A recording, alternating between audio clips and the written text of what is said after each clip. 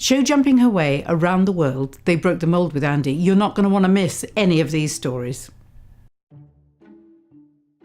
I've always lived in Hoddesdon, and I'm an only child, and my mum always wanted a daughter. I think the career path that she would have liked me to follow was to go into something what she would call sensible. I always wanted to be outdoors. My dad was a nurseryman. Horses were always my passion. And I think my mum hoped I'd grow out of it. My dad left the nursery. He bought a shop, a hardware shop, which mum went to work in, so they needed something for me to do on a Saturday. So they sent me to the local stables, and it sort of went from there, really. I was only about 12 then, so schooling went out the window, really. Left school quite early. How old were you when you left school? Well, I did leave under a bit of a cloud. I left at about 14. Did you? Yes, I was asked to leave. Mum really wanted me to try something sensible, so I went for an interview at a bank, which was a bit bizarre, having left school under a cloud, and I thought, well, I'll do it to please her. And unfortunately, I got the job somehow. So I worked there for a month, and then I did a month's notice because they obviously realised that I wasn't quite as academic as they assumed I might be. I got a job in a yard and met someone that knew Paddy McMahon, show jumper, who was looking for a groom, so I went to work for him. I lived in a caravan. Well, I lived in a series of caravans. I lived in a little holiday caravan, really, on the yard to start with. And then I lived in a mobile home, which you would think would be better, but because it had to stay mobile because it didn't have permission for it, it wasn't really plumbed in or plumbed in. It was quite chilly. So in the winter, you'd wake up and I'd be sort of stuck to the wall because it was so cold, and I'd be in bed with my bobble hat on. And I had a little blower heater at the end of the bed, which I left on, and the bedspread fell off and flames were coming up from the end of the bed when... No. No. I stayed in that until I left. I did have brief forays into the house. There was a period where there was somebody on the loose. I think it was called the Fox. So they did move me into the house briefly, and then I was moved back into the caravan again. I still enjoy living in a house now, actually. So grateful you're not stuck to the That is one of the benefits. There's one day in the summer there was this noise, a bit of a smell coming from the kitchen, I noticed, and I could hear a noise, and eventually narrowed it down to maggots that had got into a polystyrene egg box. Opened the lid and they were all spilling out of the cupboard. That was nice. I didn't get ill very often though, which was quite odd. I have to say I'm quite clean now. We haven't had maggots. No, I'm glad to hear it. To start with, I was the stay-at-home groom when the horses left the yard to go to shows. Because he was an international show jumper, I stayed behind, and then eventually I took over as the travelling groom. I loved all of it. I loved preparing the horses, I loved the thrill of seeing them go into the ring and win, and I loved socialising as well. We had some adventures while we were out there. Did you? What were your adventures?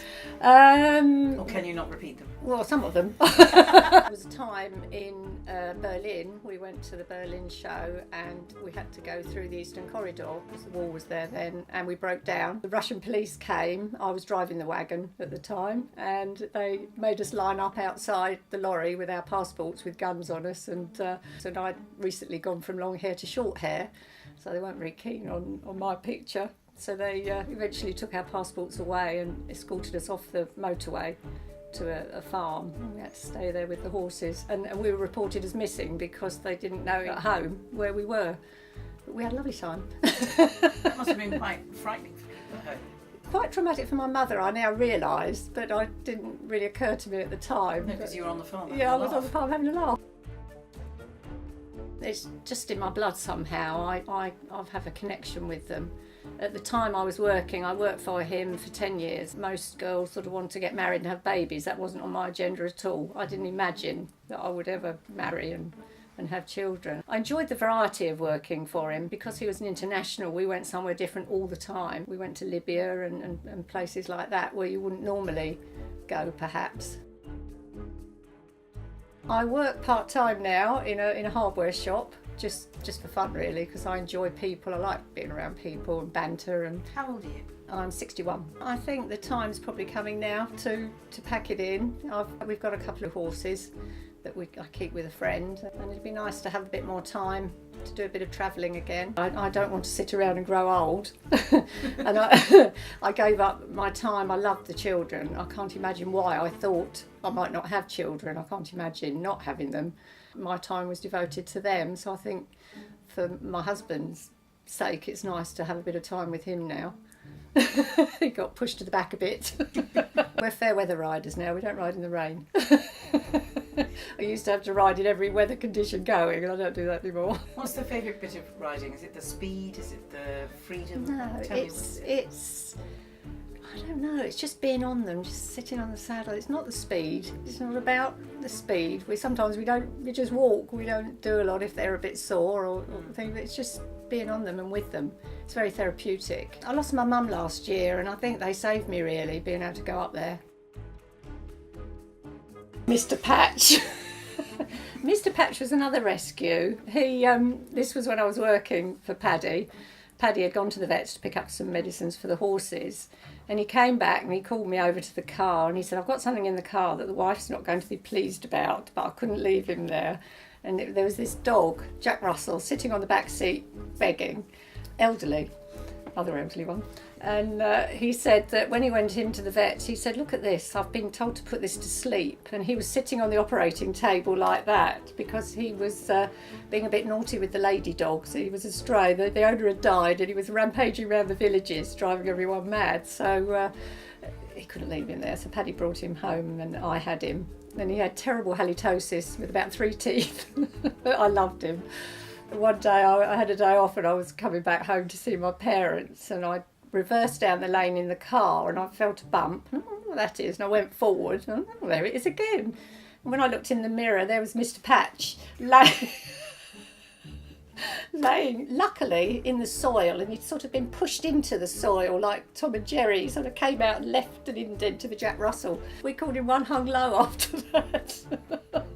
How old did he live till? Oh, I've no ancient. He was very, very elderly. After I married and left Paddy's, I brought him home with me because nobody wanted him. I couldn't have left him, and my mum had him then. So animals have really been a part of your life? Yeah, they have, and they've always been naughty. That was a very surreal experience going to Libya. Why?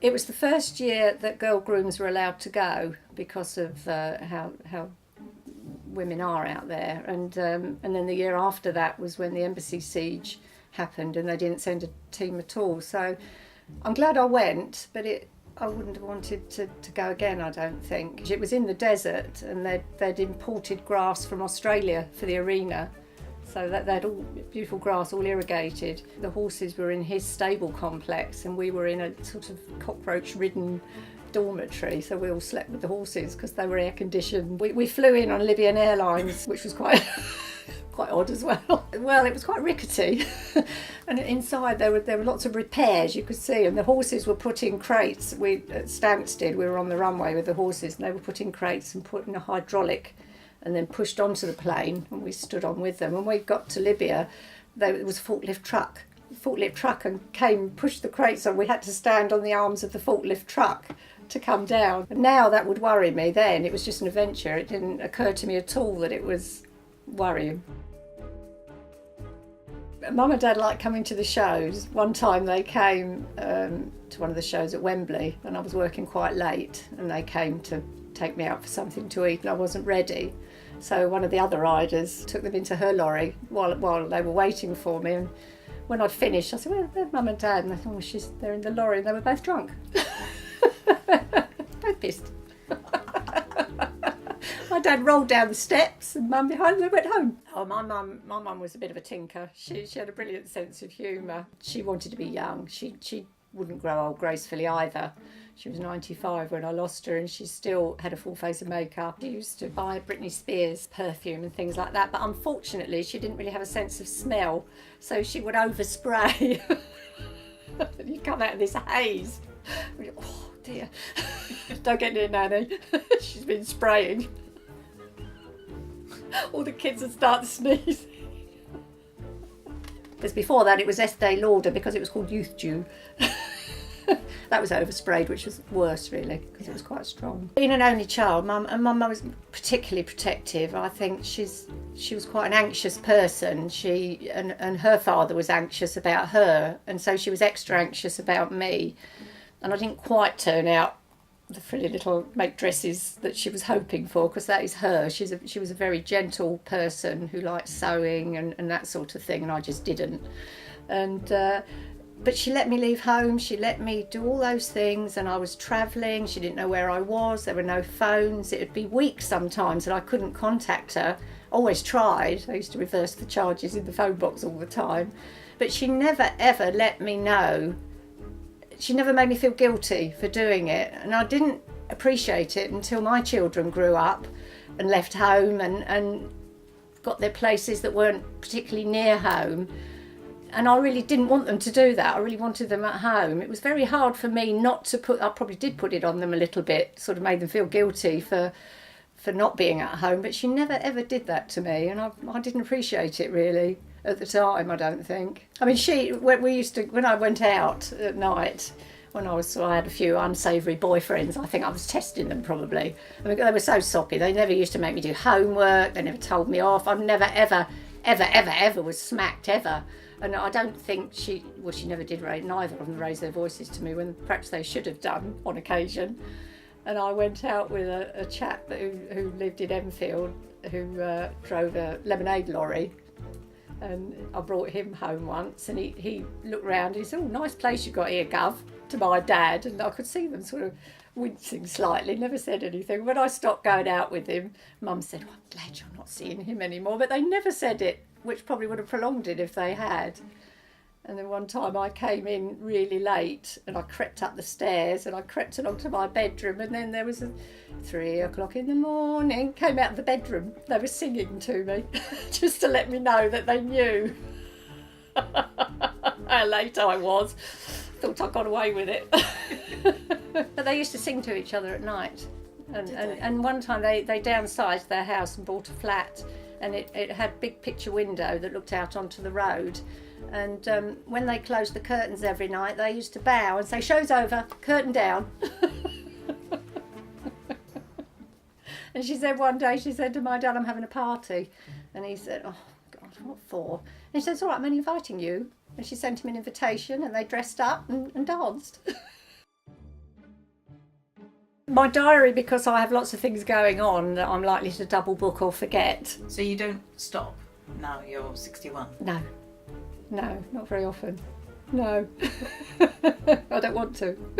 I'm one of those people that starts lots of tubes of creams hoping for a miracle cure, and then I see another one and I go on to, it doesn't matter what they cost, I'll go on to the next one, and the other one sat there. I couldn't be without mascara and eyeliner and lipstick. I don't leave the house. I wouldn't even go across to the garage without putting lipstick, because people say, "You're right," if I don't. I can't manage without a magnifying mirror now either. So I have to have that with me as well, otherwise I can't put it on.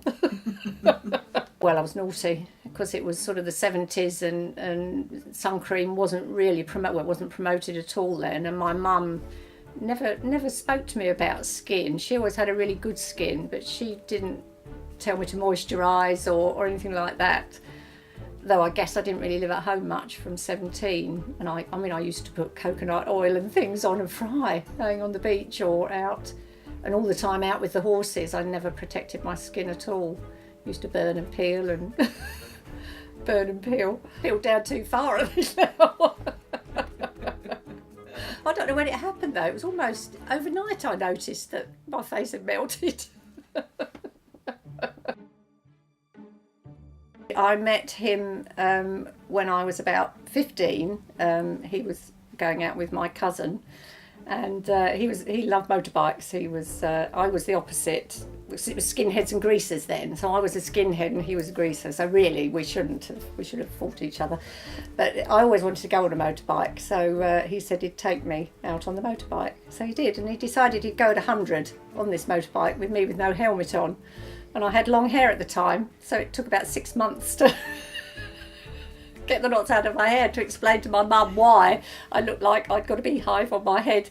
We'd always liked each other, I think right from 16.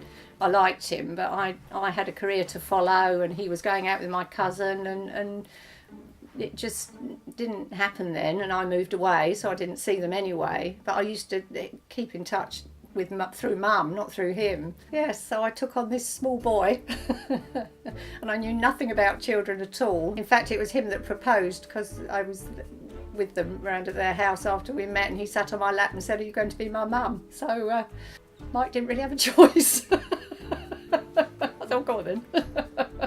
He was the most easiest little boy, and I think through him it made me think that I'd like to see what I could produce.